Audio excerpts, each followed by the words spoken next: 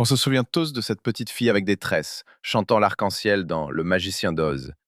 Mais si je vous disais que le conte le plus lumineux d'Hollywood était en fait un crime documenté, alors que le monde entier s'émerveillait devant l'écran, la jeune Judy Garland, âgée de 16 ans, était forcée de prendre des amphétamines, travaillant 72 heures d'affilée sans sommeil. On la privait de nourriture, la forçant à fumer 80 cigarettes par jour. Sa propre mère l'a contrainte à avorter pour un contrat, et les gentils nains de contes de fées se révélaient être des pervers quadragénaires qui l'importunaient impunément sur le plateau. Aujourd'hui, nous allons arracher les masques de la fabrique des rêves et découvrir comment des hommes en costumes coûteux ont physiquement détruit l'enfant le plus célèbre de la planète. Ce n'est pas une histoire de talent, c'est l'histoire de comment des hommes en costumes coûteux ont brisé un enfant pour amasser des milliards. Et tout n'a pas commencé par une fin tragique. Tout a commencé avec des vitamines qu'on lui a données pour qu'elle ne dorme pas pendant 3 jours d'affilée. Acte 1. Protocole. 72 heures. Collier chimique. Pour comprendre la tragédie de Judy Garland, il faut d'abord se débarrasser du mythe le plus répandu sur les stars toxicomanes. On a l'habitude de penser que les dépendances des célébrités sont le résultat d'une vie de débauche, de fêtes au bord de la piscine et de permissivité.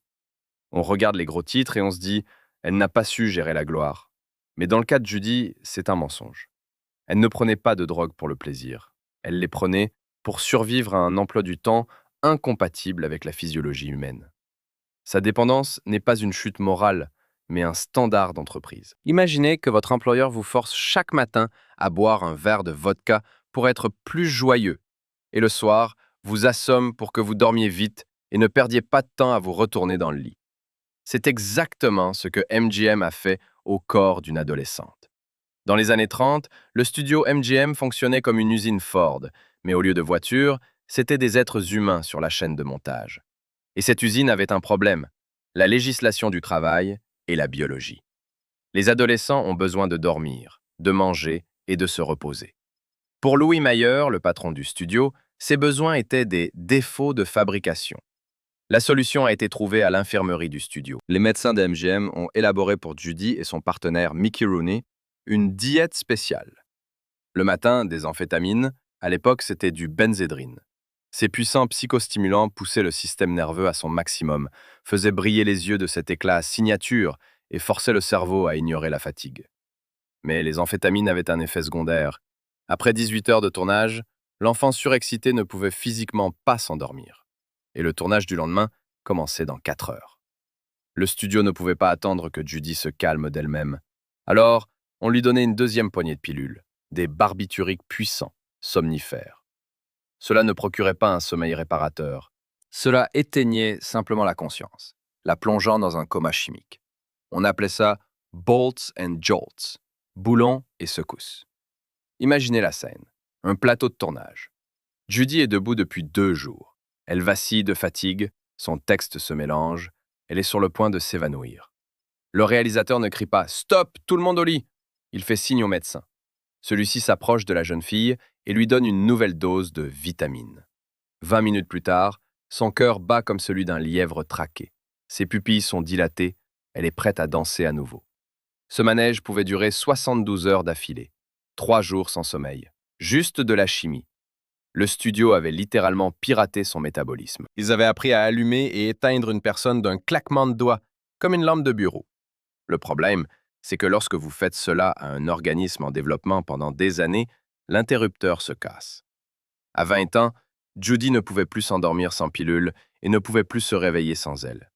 Elle vivait dans un brouillard permanent où la seule réalité était les ordres du réalisateur. Mais le pire n'était pas ce que les médecins lui faisaient.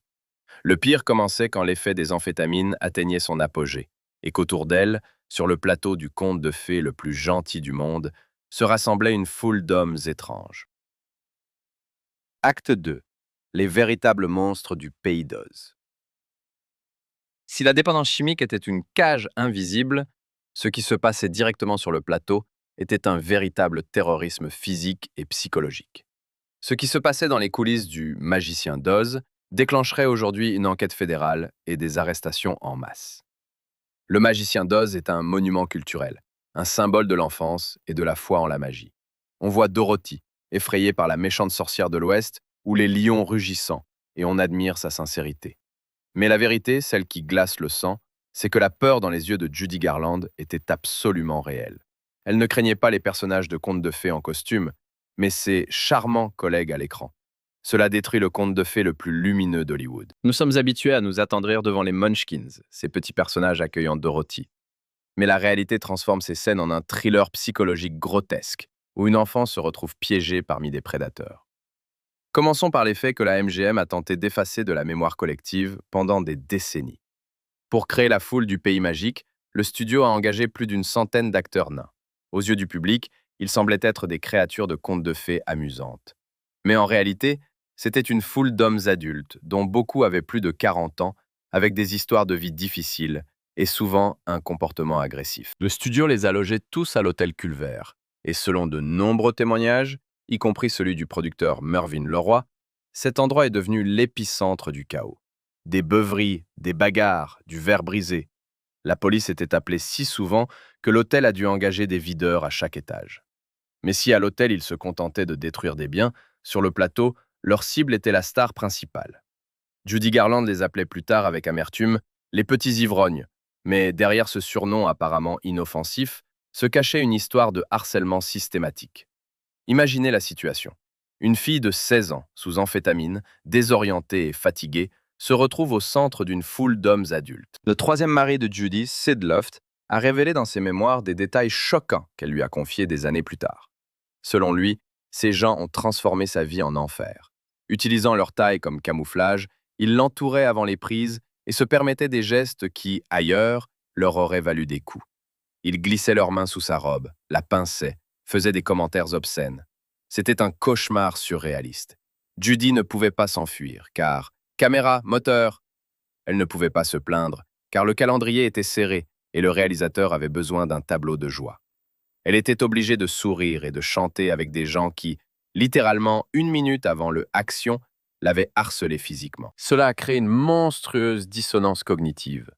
L'endroit le plus sûr du scénario, le pays des Munchkins, était le plus dangereux dans la réalité. Mais la menace ne venait pas seulement des gens. L'environnement même dans lequel Judy travaillait était toxique au sens propre. La technologie Technicolor, qui a donné au film ses couleurs légendaires, nécessitait une quantité colossale de lumière.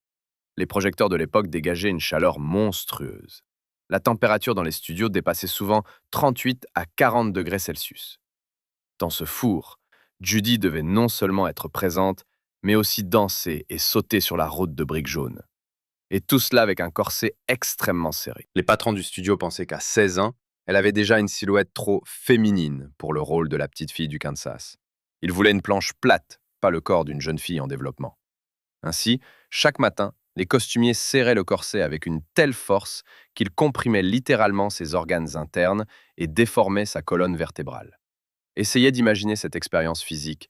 Vous êtes sous-stimulant, votre cœur bat à un rythme effréné, la température autour de vous est de 40 degrés et vous ne pouvez pas respirer profondément car votre cage thoracique est enfermée dans de l'acier et du tissu. Et dans cet état, vous devez produire un chant cristallin. Les douleurs chroniques au dos, qui hanteront Garland jusqu'à la fin de ses jours, sont un souvenir direct des costumiers du magicien. Mais l'apothéose de cette folie fut la célèbre scène dans le champ de coquelicots. Vous vous souvenez de ce moment? Dorothy s'endort sous le charme de la sorcière, et la bonne sorcière Glinda envoie une neige salvatrice qui réveille les héros. C'est l'une des images visuelles les plus belles de l'histoire du cinéma. En réalité, c'était une scène d'empoisonnement de masse. En 1939, il n'existait pas de graphismes informatiques sûrs ou de neige artificielle en papier. Pour créer l'effet d'une légère chute de neige, le studio a utilisé de l'amiante chrysotile industrielle. Oui, vous avez bien entendu. Sur Judy Garland, allongée au sol et respirant avidement, autant que le corset étouffant le permettait, on déversait des tonnes de pur cancérigène. Toute l'équipe respirait cette poussière mortelle, mais Judy était au cœur de l'action.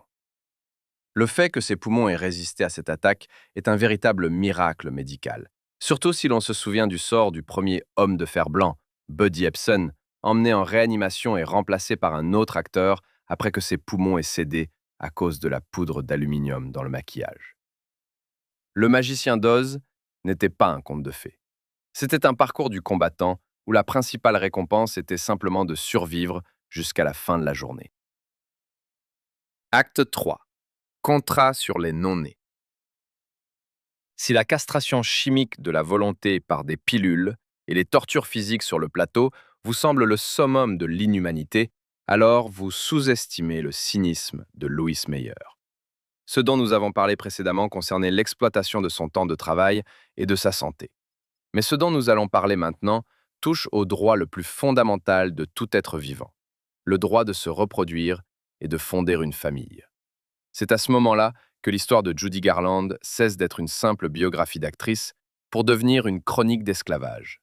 Au sens littéral et juridique du terme, un esclave, c'est celui qui ne possède pas son corps, ni les fruits de son corps. Au MGM, Judy n'était pas une employée, mais un bétail de race coûteux, à qui il était interdit de donner naissance si cela menaçait les cours boursiers du studio. À 19 ans, Judy, malgré un brouillard incessant de drogue et une pression psychologique, a tenté son premier véritable acte de rébellion. Elle est tombée amoureuse. Son élu était le musicien David Rose. Pour Garland, ce n'était pas juste un mariage, c'était une évasion. L'espoir que le statut d'épouse et de mère lui permettrait enfin de grandir et de sortir du rôle de fille éternelle que les producteurs lui avaient imposé.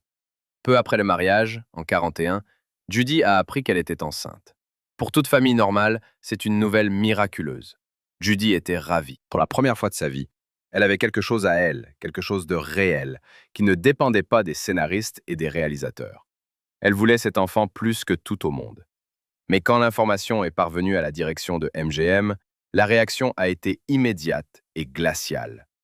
Dans les bureaux du studio, il n'y avait pas de félicitations. Il y avait des calculatrices. La logique des patrons était implacable et monstrueuse. Judy Garland, c'est Dorothy. C'est l'enfant éternel aux nattes. Le public américain, selon Mayer, ne paierait pas un centime pour voir une Dorothy enceinte. La grossesse détruisait la marque. La grossesse signifiait un arrêt de tournage de 9 mois, plus le temps de récupération. Pour la corporation, l'enfant de Judy n'était pas une nouvelle vie, mais une perte dans le bilan comptable. Un actif défectueux, et le mariage devait être radié. L'aspect le plus terrifiant de cette tragédie réside dans l'identité de l'exécuteur. Ce n'était pas un médecin anonyme, c'était sa propre mère, Ethel Gum. La mère de Judy a conspiré avec le studio. Avec Louis Meyer, ils ont organisé l'interruption forcée de la grossesse. Imaginez le niveau de cette violence psychologique. Judy est convoquée sur le tapis. On lui explique qu'elle n'est rien sans le studio, qu'elle détruira sa carrière et décevra des centaines de personnes si elle décide d'accoucher.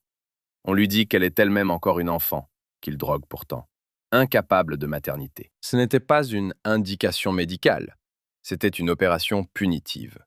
On l'a emmenée dans un hôpital organisé par le studio où tout a été fait rapidement et discrètement. La version officielle pour la presse et le public? Une énième fatigue ou une procédure mineure. Judy Garland n'a pas seulement été privée de son enfant, on lui a retiré le droit de parole concernant son propre utérus. On lui a montré clairement, ton corps appartient aux actionnaires de MGM. Nous décidons quand tu dors, quand tu manges et quand tu accouches. Et ce n'était pas un cas isolé. Quelques années plus tard, lorsqu'elle est tombée enceinte de son mari suivant, Vincent Minnelli, l'histoire s'est répétée, bien qu'elle ait réussi cette fois à défendre le droit de donner naissance à Liza. Mais le traumatisme du premier avortement forcé est resté avec elle à jamais. Cela a brisé quelque chose de fondamental en elle. Elle a compris que, pour les gens qu'elle appelait famille, sa mère et le studio, elle n'était qu'une fonction. C'est après cet événement que ces crises sont devenues incontrôlables. Si auparavant elle prenait des pilules parce qu'on la forçait, désormais elle les prenait pour étouffer une douleur mentale insupportable et un sentiment de culpabilité envers l'enfant à naître. Elle cherchait l'oubli, car la réalité, dans laquelle on l'avait forcée à tuer son propre rêve pour des recettes au box-office, était trop effrayante pour être regardée avec des yeux sobres. Acte 4. L'architecte de la douleur. Nous avons atteint la racine du mal. Si les médecins étaient les exécutants et la mère la complice, le commanditaire de ce crime était un seul homme. Louis Mayer, le patron de MGM. L'homme le plus puissant d'Hollywood, craint même par les gangsters. Dans les biographies, on le dépeint souvent comme un père strict mais sage du studio qui a révélé au monde le talent de Judy. La réalité, cependant, dresse le portrait d'un sociopathe classique et d'un abuseur, utilisant son pouvoir non seulement pour créer des films, mais aussi pour satisfaire ses penchants sadiques. Comprendre la relation entre Mayer et Garland, c'est saisir l'essence même de la manière dont Hollywood brisait les gens. Ce n'était pas une histoire de chef et subordonné. C'était une histoire de maître et animal de compagnie. Mayer avait construit avec Judy un système de relations que les psychologues modernes qualifieraient sans hésitation de grooming profond et traumatisant. Il lui avait fait croire qu'elle n'était rien, qu'elle lui devait chaque souffle. Mayer avait une stratégie unique pour gérer Garland. Il détruisait son ego pour ensuite le reconstruire à la convenance du studio. Judy était une adolescente avec des complexes typiques de son âge. Mayer ne se contentait pas de les connaître, il les exploitait avec une précision chirurgicale. C'est lui qui lui donna le surnom qu'il a entré toute sa vie, mon petit bossu, My Little Hunchback. Judy avait une scoliose et un cou court, ce qui la faisait se voûter. Au lieu de l'aider à corriger sa posture ou de choisir des costumes adaptés, le chef de la plus grande corporation mondiale l'humiliait à chaque rencontre en pointant son défaut physique. La logique était monstrueuse.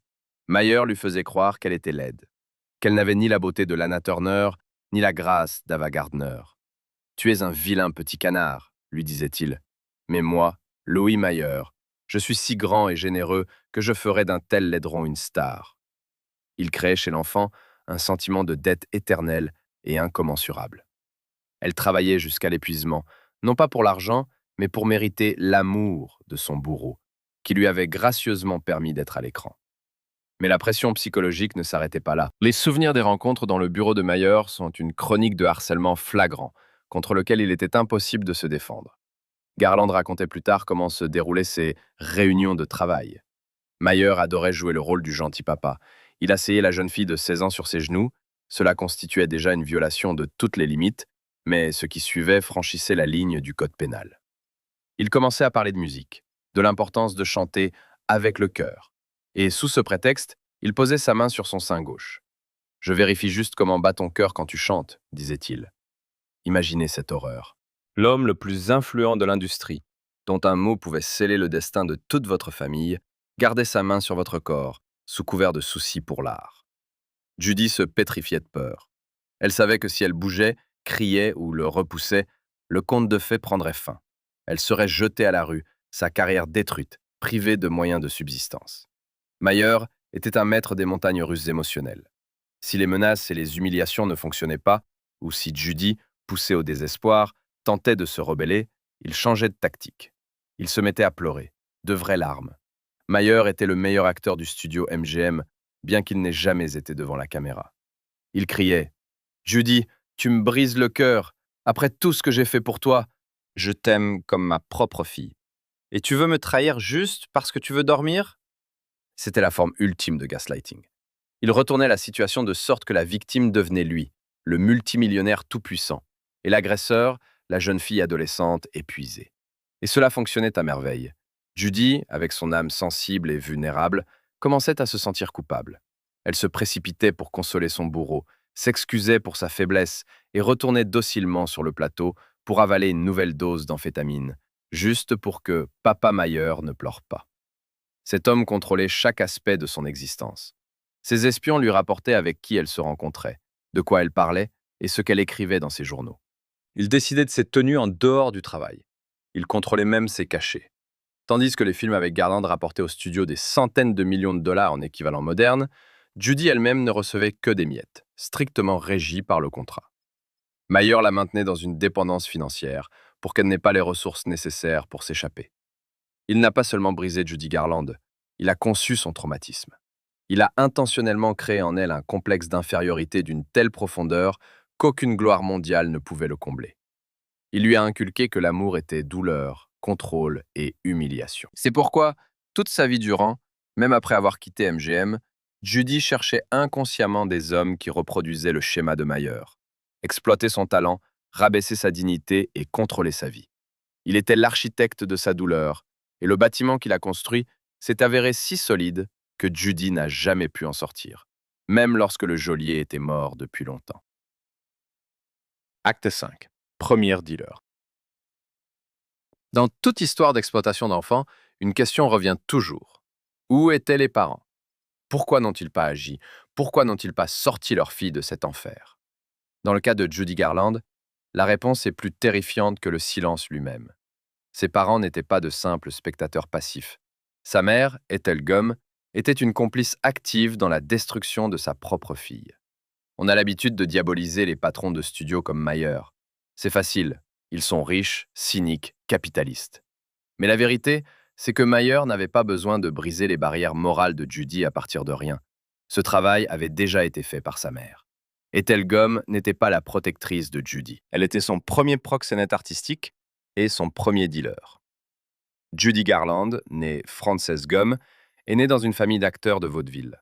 Ethel Gum était une mère de scène infernale, classique, une femme aux ambitions insatisfaites qui avait décidé de vivre sa vie de star avortée à travers le corps de son enfant. Le mythe dit que les médecins maléfiques de MGM ont rendu une innocente accro aux pilules. La réalité est plus dure. Judy connaissait le goût des stimulants bien avant de franchir le seuil du studio. Ethel a commencé à lui donner des pilules alors qu'elle n'avait que 10 ans.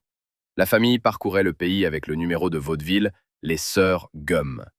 Le programme était épuisant. Les déplacements nocturnes, les conditions difficiles. Car la petite Frances était fatiguée et voulait dormir, sa mère ne l'abordait pas. Elle lui donnait des vitamines de vitalité. Ethel avait compris une formule simple. Un enfant énergique plaît au public. Un enfant fatigué, non. Les applaudissements se convertissaient en argent, et la santé de sa fille n'entrait pas dans cette équation. Quand Judy a signé avec MGM, Ethel ne s'est pas retirée. Au contraire, elle est devenue le chien de garde du studio au sein de la famille.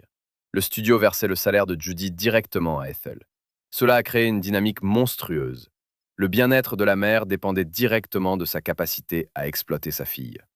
Ethel travaillait en étroite collaboration avec Mayer. Si Judy faisait des caprices sur le plateau, refusait de prendre ses pilules ou disait qu'elle était trop fatiguée, les réalisateurs ne perdaient pas de temps en négociation. Ils appelaient Ethel. La mère arrivait au studio et faisait un scandale. Elle criait « Espèce d'ingrate! Tu veux qu'on retourne à la misère? Prends tes pilules et va travailler !» Pour Judy, c'était une double trahison. La maison, qui aurait dû être une forteresse, était une annexe du studio. Elle n'avait nulle part où fuir. Judy Garland a plus tard prononcé une phrase qui frappe en plein cœur. « Ma mère était la vraie méchante sorcière de l'Ouest. » Dans le film, Dorothy tue la sorcière avec un seau d'eau. Dans la vie, Judy n'a pas pu se débarrasser de sa mère pendant des années. Ethel utilisait le chantage émotionnel, menaçant de se suicider ou d'avoir une crise cardiaque chaque fois que Judy essayait de poser des limites. De plus, Ethel soutenait activement la politique de la faim. Quand Judy suppliait pour avoir à manger, sa mère vérifiait personnellement son assiette, ne laissant que du bouillon clair. Elle disait « Tu ne veux pas être une grosse vache que personne n'aimera, n'est-ce pas ?» Elle transmettait sa haine du corps de sa fille, la convainquant que l'amour du public était le seul amour qu'elle méritait, et cet amour exigeait des sacrifices. Le summum de cet absurde est atteint quand Judy, déjà adulte et célèbre, a tenté de licencier sa mère de son poste de manager. Que fait la mère aimante? Elle poursuit sa propre fille en justice. Elle exigeait de l'argent pour entretien et éducation. Pour Ethel Gum, Judy n'était pas un enfant, mais un projet commercial très rentable. Et quand l'actif a tenté de prendre son indépendance, l'actionnaire est passé à l'attaque. C'est la trahison de sa mère qui a porté le coup fatal à la psyché de Judy. Mayer n'était qu'un patron, on pouvait s'attendre à de la cruauté de sa part. Mais quand le couteau dans le dos vient de la personne qui vous a donné naissance, la foi en l'humanité disparaît à jamais. Judy a passé sa vie à chercher un substitut à l'amour maternel, se jetant dans les bras des fans et des amants de passage. Mais le trou noir laissé par Ethel Gum était trop immense. Act 6. Jeu de la fin. Quand on parle de la tragédie de Judy Garland, le sujet des drogues revient toujours sur le devant de la scène, éclipsant un autre aspect tout aussi monstrueux de son exploitation. On oublie le fondement physiologique de ses souffrances. Les amphétamines n'étaient que la moitié de l'équation. L'autre moitié, c'était la faim totale et forcée. Dans la culture populaire, il y a ce cliché des stars qui suivent des régimes pour le tapis rouge. Mais ce que vivait Judy, ce n'était pas un régime. Un régime, c'est un choix. Pour Garland, c'était une forme de torture, comparable aux méthodes utilisées dans les camps de prisonniers de guerre pour briser la volonté des détenus. La MGM a déclaré la guerre à la biologie naturelle de l'adolescente. Louis Mayer a décidé que Dorothy devait rester petite, plate et légère pour toujours. Tout signe de forme féminine, tout gramme en trop était perçu comme un sabotage d'une production à plusieurs millions. Et pour combattre ce sabotage, un système de surveillance et de privation totale a été mis en place. Regardons le menu de la fille adolescente la mieux payée d'Amérique à la fin des années 30. Alors que ses camarades buvaient des milkshakes et mangeaient des burgers, le régime quotidien de Judy se composait de 3 éléments. Café noir, sans sucre ni lait. Bouillon de poulet, souvent juste de l'eau colorée, où le poulet avait cuit, sans viande. Cigarette. Le studio l'a habitué à fumer dès son jeune âge. La logique des médecins de la MGM était criminellement simple. La nicotine supprime la faim. Judy fumait jusqu'à 80 cigarettes par jour. 4 paquets. Imaginez ce que cela fait aux poumons d'une chanteuse, dont la voix est le principal atout.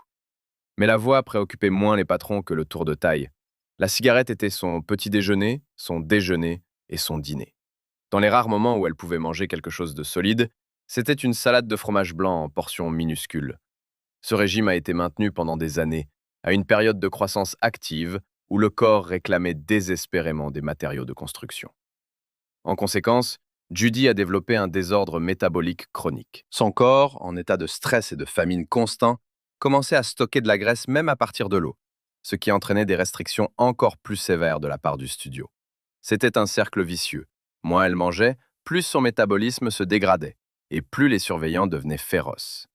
Le pire dans ce système n'était pas l'absence de nourriture, mais le terrorisme psychologique qui accompagnait le processus de repas. Judy ne pouvait pas simplement manger un sandwich en cachette. Elle vivait dans un panoptique. Mayer avait créé un réseau d'informateurs.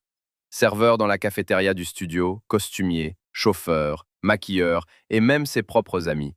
Tous recevaient des instructions directes, et parfois des primes, pour surveiller la bouche de Judy Garland. Il existe une histoire documentée qui illustre parfaitement ce cauchemar.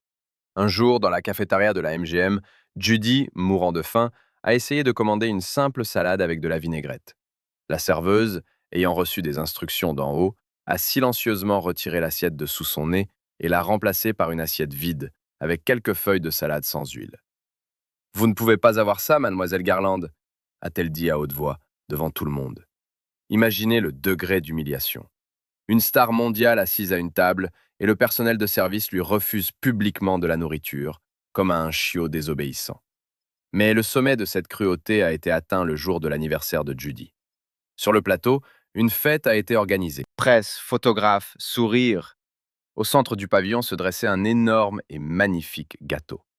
Judy, qui n'avait pas mangé de vraie nourriture depuis des semaines, le regardait comme un trésor.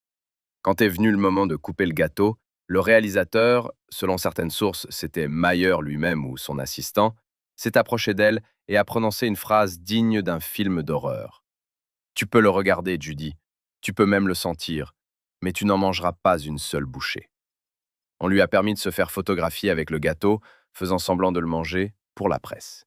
Puis le gâteau a été emporté et on lui a donné son habituel bol de bouillon. C'était une torture psychologique raffinée, visant à créer un réflexe conditionné. La nourriture est l'ennemi. La nourriture est le fruit défendu. Le plaisir de manger est un crime. Cette méthode a fonctionné, mais pas du tout comme le studio l'avait prévu. Au lieu de devenir une fée élancée, Judy a souffert toute sa vie d'un grave trouble de l'alimentation. Sa vie s'est transformée en une lutte sans fin contre le poids. Dès que le contrôle se relâchait, par exemple après son licenciement de la MGM, elle commençait à manger de manière incontrôlée, essayant de combler ce trou noir de la faim creusé en elle durant son enfance. Elle prenait rapidement du poids, la presse la harcelait immédiatement avec des titres comme « Judy la grosse », elle tombait en dépression et recommençait à jeûner avec des pilules. Ce cycle faim, excès, honte, faim l'a poursuivi jusqu'à la fin. La MGM ne l'a pas seulement privée de repas, ils ont brisé son instinct de survie de base et sa relation avec son propre corps. Ils lui ont appris à se haïr pour chaque morceau avalé.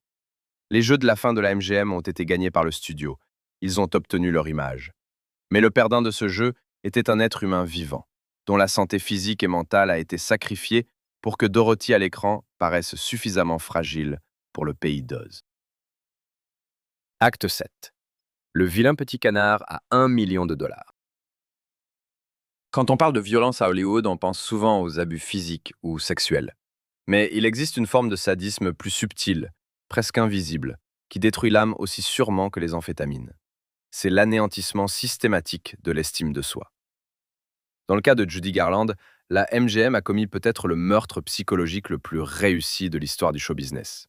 Ils ont pris une fille incroyablement talentueuse et l'ont convaincue qu'elle était une monstruosité physique, une erreur de la nature à cacher sous le maquillage et les prothèses. La tragédie de Judy ne réside pas seulement dans sa mort prématurée, elle réside dans le fait qu'elle a passé sa vie à haïr son reflet dans le miroir. Même quand des millions de personnes à travers le monde l'adoraient, elle ne voyait qu'un petit bossu dans le miroir, une image plantée dans son esprit par Louis Mayer. C'est l'histoire de la façon dont la fille la plus adorée d'Amérique se voyait comme la créature la plus répugnante au monde. Pour comprendre l'ampleur de la pression, il faut regarder le contexte. La MGM des années 30 et 40, c'est l'Olympe. Le studio collectionnait les plus belles femmes de la planète. Dans la cantine où Judy n'avait pas le droit de manger, Lana Turner, Ava Gardner, Eddie Lamar, Elizabeth Taylor étaient à la table d'à côté. Des femmes aux silhouettes sculptées, au profil parfait, à la photogénie irréprochable. Judy Garland était différente. Elle avait un visage mignon, expressif, de grands yeux et un incroyable charisme. Dans un monde normal, elle aurait été considérée comme belle, mais dans la réalité déformée de la MGM, elle était un défaut. Sa taille était trop petite, 151 cm, son cou trop court, son nez trop retroussé. Mayer et les producteurs ne se contentaient pas de remarquer ces traits. Ils les transformaient en armes. Ils utilisaient le concept de «girl next door», non pas comme un compliment, mais comme une étiquette dégradante. Le message qu'ils lui enfonçaient chaque jour était clair. Regarde Lana Turner, voilà une star. Et toi, tu n'es que Judy. Tu es ordinaire. Tu es grise. Personne ne te regardera pour ta beauté. On te tolère seulement pour ta voix. Tu devrais être reconnaissante qu'on te laisse apparaître à l'écran à côté de ces déesses. Cela a créé chez Garland un profond syndrome de l'imposteur. Elle se sentait comme un bâtard admis par erreur dans une exposition de chiens de race. Mais le studio ne s'est pas arrêté aux mots. Ils ont commencé à corriger physiquement son visage, comme s'il s'agissait d'un morceau d'argile et non de chair vivante. Chaque jour de tournage débutait par des procédures qui semblent aujourd'hui barbares. D'abord, le nez. Les producteurs n'aimaient pas son nez naturel, légèrement retroussé. Ils le trouvaient pas assez aristocratique. Alors, avant chaque tournage, les maquilleurs lui inséraient des disques et bouchons en caoutchouc dans les narines. Ces dispositifs modifiaient la forme de son nez, le rendant plus fin et retroussé, mais provoquaient douleur et inconfort constant. En gros, c'était une rhinoplastie sans chirurgie, mais par une méthode mécanique barbare. Le nez était simplement étiré de l'intérieur pour paraître plus fin de l'extérieur. Judy vivait dans la peur qu'en chantant ou en dansant, lorsque sa respiration s'accélérait, ses disques ne s'échappent, révélant au monde son laideur. Ensuite, les dents. Elle avait un sourire naturel et charmant, mais le studio le jugeait imparfait. On lui posait des facettes et des prothèses pour aligner ses dents à une blancheur hollywoodienne artificielle. Cela modifiait sa diction, tendait sa mâchoire, mais qui s'en souciait? Puis, la ligne des cheveux. Les stylistes du studio trouvaient son front trop bas et sa ligne de cheveux irrégulière. Solution? L'électrolyse. On lui brûlait les follicules pour relever la ligne du front et créer une arche parfaite. Enfin, le corps. Comme mentionné dans le contexte du magicien, sa poitrine et sa taille étaient enfermées dans des corsets. Mais cela ne se limitait pas au rôle de Dorothy. Le studio luttait contre sa féminité depuis des années. Il voulait voir un éternel adolescent. Tandis que ses contemporaines comme Lana Turner mettaient en avant leur sensualité et devenaient des icônes de style, Judy était habillée en robes enfantines à volants, cachant sa silhouette. On lui interdisait de grandir. Ce complexe du vilain petit canard est devenu le fondement de sa personnalité. Mayer a obtenu ce qu'il voulait, une star contrôlable. Judy croyait que sans la magie du studio, sans les maquilleurs, sans la lumière et ses prothèses douloureuses, elle n'était rien. Elle avait peur de sortir sans maquillage. Elle avait une peur panique qu'on la voie telle qu'elle est. Le paradoxe le plus douloureux était que les hommes tombaient vraiment amoureux d'elle. Son charisme, son humour et sa vulnérabilité étaient magnétiques. Mais elle ne les croyait pas. Comment pouvait-on aimer un petit bossu? Elle pensait que tout homme qui lui faisait des compliments mentait, voulait quelque chose, argent, gloire, ou était aussi imparfait qu'elle. Cela a détruit sa vie personnelle. Elle choisissait des partenaires qui confirmaient sa faible estime de soi. Par exemple, qui la trompaient ou vivaient à ses dépens, car elle pensait inconsciemment qu'elle ne méritait pas mieux. Le studio MGM a créé une image glamour adorée par le monde entier. Mais à l'intérieur de cette image, il y avait une femme qui regardait ses photos dans les magazines et ne reconnaissait pas la personne qui la regardait en retour. Elle était prisonnière de sa propre, fabriquée, imperfection jusqu'à son dernier souffle. En fin de compte, la fabrique de rêves a convaincu la plus brillante étoile de son temps qu'elle n'était qu'une pièce défectueuse, nécessitant des réparations constantes. Et aucune chirurgie plastique ne pouvait réparer cette fracture de l'âme. Acte 8. Le codétenu. Dans les récits de destin tragique, la victime est souvent seule, enfermée dans sa tour de souffrance. Mais le cas de Judy Garland est unique, et donc encore plus terrifiant. Elle n'était pas seule dans cet enfer. Elle avait un partenaire, un codétenu, qui subissait les mêmes tortures, consommait la même chimie et dormait durant les mêmes courts répits entre les prises. Son nom était Mickey Rooney. Leur duo à l'écran incarnait le rêve américain. Un gars plein d'énergie et une fille d'à côté capable de monter une comédie musicale dans une vieille grange et de sauver la situation. En réalité, Mickey et Judy étaient peut-être les otages les plus célèbres de l'histoire de l'humanité. Analyser le destin de Mickey Rooney est crucial pour comprendre l'histoire de Judy. Il sert de groupe témoin dans cet inhumain laboratoire de la MGM. Les sceptiques disent souvent « peut-être que Judy était simplement faible, peut-être avait-elle une prédisposition génétique à la dépendance ?» Le destin de Rooney prouve le contraire. Le système était conçu pour briser n'importe qui, peu importe le sexe ou la force mentale. La différence résidait seulement dans la manière dont les morceaux de ce système éclataient. Le studio les appelait « l'équipe de rêve ». Mais les cyniques comptables de la MGM utilisaient un autre terme, « mine d'or ». Les films de la série Andy Hardy et leur comédie musicale commune rapportaient des profits astronomiques. Cela créait une situation où l'arrêt de ces deux acteurs était économiquement inacceptable. Pour Mayet, Judy et Mickey n'étaient pas deux personnes distinctes, mais une seule unité de production. Si l'un se cassait, l'autre s'arrêtait aussi. C'est pourquoi leur exploitation était synchronisée. Leur emploi du temps défie toute logique pour un esprit moderne. Ils tournaient des films dos à dos. Le matin, ils terminaient le tournage d'un film, l'après-midi était consacré aux essayages de costumes pour le suivant, et le soir, aux répétitions des numéros de danse. Ils passaient ensemble 18 à 20 heures par jour. Cela créait entre eux un lien unique, mais pathologique. Ce n'était pas simplement de l'amitié ou un premier amour, c'était un lien traumatique. Ils étaient les seuls à comprendre ce qui se passait réellement derrière les portes closes des studios. Quand ils se regardaient dans les yeux pendant les numéros chantés, ils ne voyaient pas l'éclat de la scène, mais le reflet de leur propre folie et intoxication. Dans ses interviews tardives, devenues vieux, Mickey Rooney a confirmé chaque mot de Judy sur les pilules. Il décrivait l'infirmerie de la MGM non pas comme un lieu de soins, mais comme un pit-stop de Formule 1. Quand les deux adolescents s'effondraient d'épuisement, on les transportait littéralement sur des brancards à l'infirmerie. Là, on leur injectait de la vitamine B12 mélangée à des amphétamines. On leur laissait le temps que la chimie fasse effet, puis on les renvoyait sur le plateau. On nous éteignait et rallumait, disait Rooney. Nous étions un produit synthétique. Mais il y avait un autre niveau de manipulation, plus sophistiqué. Meilleur les utilisait l'un contre l'autre. Il employait la tactique de triangulation. Quand Judy commençait à pleurer ou à se plaindre de fatigue, Mayer pointait Mickey. « Regarde-le, il travaille autant que toi, mais il ne se plaint pas. C'est un homme. Et toi, tu le laisses tomber. Si tu pars dormir maintenant, le film sera annulé, et Mickey perdra son travail à cause de toi. » Cela provoquait chez Judy un sentiment de culpabilité écrasant. Elle adorait Mickey. La pensée qu'elle pouvait nuire à son seul ami la poussait à ravaler ses larmes et ses pilules, et à continuer. Avec Mickey, c'était pareil, mais dans un autre sens. Tu dois veiller sur elle. Tu es un homme. Garde-la en ligne. Cela imposait à l'adolescent une responsabilité écrasante pour la vie d'une autre personne. Pourquoi Mickey Rooney a-t-il vécu jusqu'à 93 ans alors que Judy s'est consumée à 47?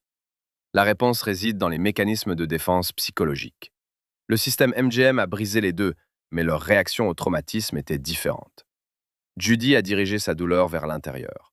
Elle se blâmait elle-même, son corps, son imperfection. Cela a conduit à l'autodestruction, aux tendances suicidaires et à une profonde dépression. Mickey a dirigé sa douleur vers l'extérieur. Sa rupture s'est manifestée par un mode de vie chaotique. Il est devenu obsédé par le jeu, perdant des milliers. Il s'est marié 8 fois, incapable de construire des relations normales. Il est devenu agressif, cynique et toujours en quête de ce rush de dopamine pour remplacer les amphétamines de sa jeunesse. Sa survie n'est pas une histoire de succès. C'est l'histoire d'un homme simplement plus robuste physiquement, mais dont l'âme était tout aussi mutilée. Dans les dernières années de la vie de Judy, ils se parlaient souvent au téléphone. C'étaient des conversations entre deux vétérans d'une guerre dont personne ne connaissait la vérité. Rooney se souvenait de Judy l'appelant au milieu de la nuit, en plein délire, parlant avec la voix de la petite Dorothy. Elle n'a jamais pu sortir de cette loge où ils étaient assis par terre, tremblant d'une overdose de stimulants, attendant le signal « Action !». Leur tandem est la preuve que la fabrique de rêves fonctionnait comme un hachoir. Des enfants vivants y entraient et en sortaient des statuettes dorées et des destins brisés. Et le fait que l'un d'eux ait vécu plus longtemps ne fait que souligner l'horreur de ce qu'a vécu celle qui n'a pas survécu. Acte 9. Écho dans une pièce vide. Toute histoire d'exploitation a une date de péremption. Dans le monde des affaires, quand une machine cesse d'être rentable et commence à coûter trop cher à entretenir, on la met au rebut. Pour MGM et Judy Garland, mettre au rebut n'était pas juste un licenciement. C'était la destruction de sa réputation et, finalement, sa mort physique. Nous arrivons à la fin qui détruit le dernier mythe romantique d'Hollywood, celui qui dit qu'on n'abandonne pas les siens. La vérité, c'est que le système créé par Mayer n'avait pas de programme de réhabilitation pour les jouets cassés. Une fois que les cocktails chimiques donnés à Judy pendant 15 ans ont complètement détruit son système nerveux, la rendant instable et inconvenante pour les tournages, le studio ne l'a pas envoyée en clinique. Ils l'ont jetée à la rue, après s'être assuré que la presse la peigne comme une capricieuse hystérique plutôt que comme une victime. La fin de l'ère MGM pour Judy n'est pas arrivée au son de l'orchestre, mais dans le silence assourdissant d'une salle de bain en juin 50. À ce moment-là, son corps, épuisé par la faim et les drogues, commençait à lâcher. Elle arrivait en retard sur les plateaux, ne pouvait pas retenir ses répliques, faisait des crises de panique devant la caméra. Le studio, qui avait créé cette dépendance, utilisait maintenant les symptômes de sa maladie comme un acte d'accusation. Quand on lui a annoncé qu'elle était écartée du tournage de Royal Wedding, l'esprit de Judy a craqué. Elle a couru dans la salle de bain de sa maison, a brisé un verre et a tenté de se trancher la gorge avec un éclat. Ce n'était pas un geste théâtral, c'était un acte de désespoir absolu, animal. Le sang sur le carrelage était bien réel. Mais la réaction de MGM à cet incident montre toute la profondeur de leur cynisme. Quand les patrons ont appris la tentative de suicide de leur star principale, leur première réaction n'a pas été la compassion. C'était la panique du service PR. Pendant que les médecins recousaient le cou de la femme qui avait rapporté des millions au studio, le service de presse de MGM inventait une légende. Le lendemain, les journaux titraient que Judy était un peu malade ou s'était blessée accidentellement. Le studio a caché la tentative de suicide pour protéger la valeur de ses actions, mais a utilisé cet incident comme base légale pour rompre son contrat. En septembre, après 15 ans de labeur acharné, Judy Garland a été officiellement licenciée de MGM. Sans indemnité, sans assurance santé, avec le stigmate d'alcoolique peu fiable qui lui fermait les portes des autres studios. C'était le principe classique du dealer, accrocher le client, lui soutirer tout son argent, puis le jeter dans le caniveau quand il est ruiné et malade. Les 19 années suivantes de la vie de Judy Garland n'ont pas été une vie, mais une lente agonie ponctuée d'éclats de génie sur scène. Elle a fait le tour du monde, donnant des concerts, y compris la légendaire performance au Carnegie Hall, non pas pour la gloire, mais pour survivre. Elle avait des dettes colossales, le fisc la traquait, prenant chaque centime. Il y a eu des moments où la plus grande star de la planète dormait par terre chez des amis, car elle ne pouvait pas payer un hôtel. Mais le pire héritage de la fabrique de rêves était qu'elle n'a jamais appris à dormir. Le protocole, implanté dans son enfance, fonctionnait sans faille jusqu'à la fin. Sans pilule, elle ne pouvait pas exister. Son corps réclamait des doses de plus en plus élevées. Les médecins à Londres, New York et Los Angeles continuaient de lui prescrire des médicaments, voyant en elle non pas une patiente, mais une légende à qui on ne peut rien refuser. La voix de Judy avait changé. Elle était devenue plus grave, plus profonde, avec cette fissure qui faisait pleurer le public. Mais les gens ne comprenaient pas qu'ils applaudissaient le son d'une âme en décomposition. Ils venaient voir si elle tomberait sur scène ou non. Sa souffrance était devenue partie intégrante du spectacle. La fin est arrivée le 22 juin 69 à Londres, 12 jours après son 47e anniversaire. Judy Garland a été retrouvée morte dans la salle de bain de son appartement loué. Elle était assise sur les toilettes. Cause du décès, overdose de barbiturique. C'est même calmant que le bon docteur de MGM lui avait donné à 13 ans pour qu'elle dorme avant le tournage. On a trouvé dans son sang une concentration de médicaments équivalente à des dizaines de comprimés de Seconal, pris sur une longue période. Ce n'était pas un suicide instantané. C'était une accumulation systémique de poison. Son corps, usé comme si elle avait 80 ans, comme l'a noté le coroner à l'autopsie, s'est simplement arrêté. Le foie, détruit par des années de sous-alimentation et de chimie, a lâché. Le cœur, que Mayer vérifiait de sa main, a cessé de battre. La tragédie de Judy Garland n'est pas une histoire de prix de la gloire. C'est une histoire de crime industriel. Elle a été la première victime de l'histoire du biohacking à des fins lucratives. Le studio a réécrit son horloge biologique, remplacé son sang par une solution chimique et substitué sa personnalité par un personnage de scène. Quand nous regardons l'arc-en-ciel à la fin du Magicien d'Oz, nous devons nous rappeler. La fille qui chante cet espoir est à ce moment-là sous l'effet de drogue, dans un corset qui comprime ses poumons, et elle rêve non pas d'un pays magique, mais simplement de dormir. Elle n'a jamais trouvé le chemin de la maison, au Kansas. Parce qu'elle n'a jamais eu de maison. Il n'y avait que la fabrique. Et quand la fabrique a fermé, Judy Garland a cessé d'exister. La réalité s'est avérée plus effrayante que n'importe quel cauchemar que les scénaristes d'Hollywood auraient pu imaginer. Dorothy ne s'est pas réveillée. Nous avons traversé les 9 cercles de l'enfer du Golden Age d'Hollywood. Nous avons vu comment le système a transformé un enfant en bonne santé en un invalide dépendant. Nous avons découvert que les Munchkins de contes de fées étaient de véritables prédateurs. Nous avons révélé la vérité sur les avortements forcés et la famine totale. Nous avons compris que l'ennemi n'était pas à l'extérieur, mais à l'intérieur de la famille. L'histoire de Judy Garland est la preuve ultime que derrière chaque grand mythe se cache une grande saleté. Les souliers de rubis n'ont jamais été un symbole de magie. Ils étaient un symbole de chaîne, orné de paillettes. Mais chaque prison a son architecte. Si Judy était la principale victime d'Hollywood, alors qui a vraiment écrit ces règles du jeu cruel? Vous serez surpris, mais ce n'étaient pas des hommes avec des cigares. Dans l'imaginaire collectif, Mary Pickford est l'Amérique bien-aimée, un ange naïf aux boucles dorées, victime du cinéma muet. C'est un mensonge. La réalité choque. Mary Pickford était le premier parrain d'Hollywood en jupe. Elle était un tyran génial et un capitaliste impitoyable qui tenait les patrons de studio à la gorge. L'histoire de Judy est effrayante parce qu'elle a été brisée par d'autres. L'histoire de Mary est effrayante parce qu'elle a construit cette prison de ses propres mains. Elle a créé l'image de Petite Mary pour régner sur l'industrie, mais elle est finalement devenue la seule prisonnière à vie de cette cage dorée, qu'elle gardait littéralement avec une arme à la main dans sa vieillesse. Vous ne comprendrez pas la véritable nature du pouvoir et de la folie à Hollywood tant que vous n'aurez pas vu le visage du véritable dictateur. Passez à la vidéo suivante pour découvrir comment l'Amérique bien-aimée est devenue son geôlier le plus cruel.